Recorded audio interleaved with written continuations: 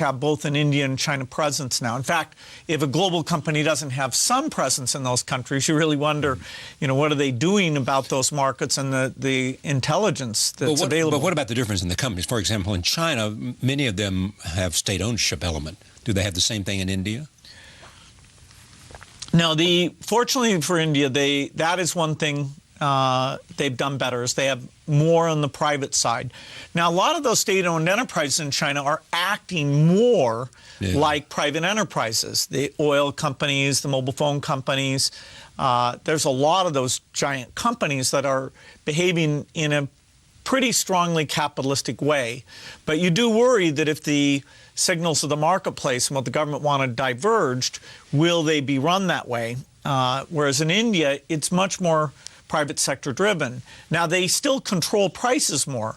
Labor mobility is lower than in China. Property sales are more difficult. Things like water and electricity are subsidized in a way that they're used in a not as efficient fashion. So if you just scored market signals, China flipped over and has been more driven by market signals than India has. But the foundations is much more centered in India than it is in China by a wide margin. That's right, and that's because of largely of the need in India. That is, the north of India, including Uttar Pradesh, people are quite poor there, and the government hasn't gotten the vaccination coverage out. It hasn't gotten women to deliver in a facility where they can be taken care of even if things go wrong. And so it's that gap that motivates a lot of our work there.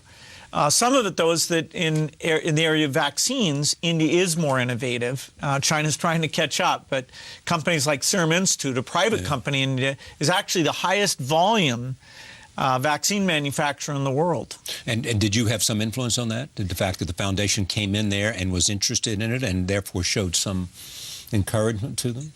Well, Serum had gotten in before we came along, but because of their willingness to do high volume, low price, we've helped them grow. So like the meningitis vaccine that is being delivered in Africa, they became our partner in terms of building that. So they're about 3 times the size they were when we first started working on projects together. And how about the partnership with government, in which the foundation can sort of do seed stuff and then the government can bring it up in scale? Yeah, we've had great success with a number of programs. For AIDS prevention in India, what turned out to be the best approach was to create communities of the people who are at risk, including sex workers.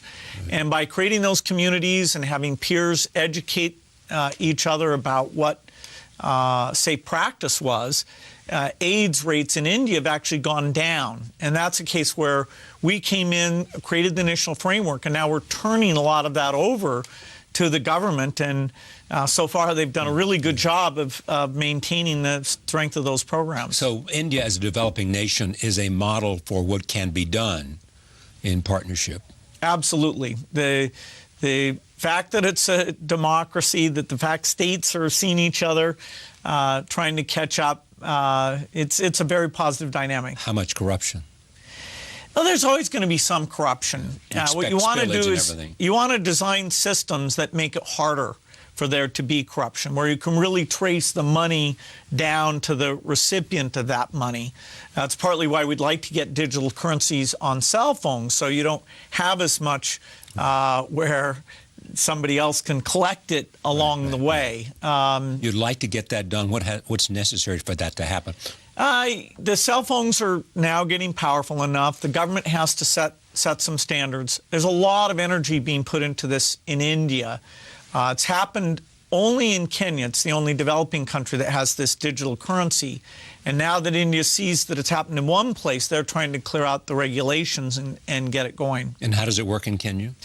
You can actually use your cell phone and send money to other people, like a relative that's out in the rural area, or if you go into a store and buy something, you can just do that on the cell phone. And they take their cell phone in to do things, buy products or whatever? Exactly. And so it makes all these financial issues, the fees to move money around, to have loans of various types, it makes it a lot simpler when you're not having to handle paper currency.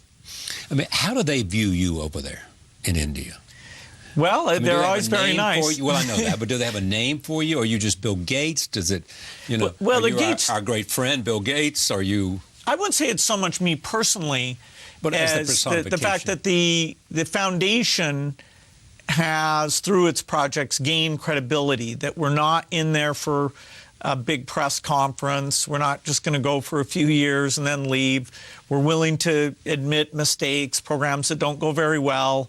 We really do give credit to partners. So we've developed enough commitment that's evident to people there that we can actually sit down and talk with any parts of the government or other partners and get things done.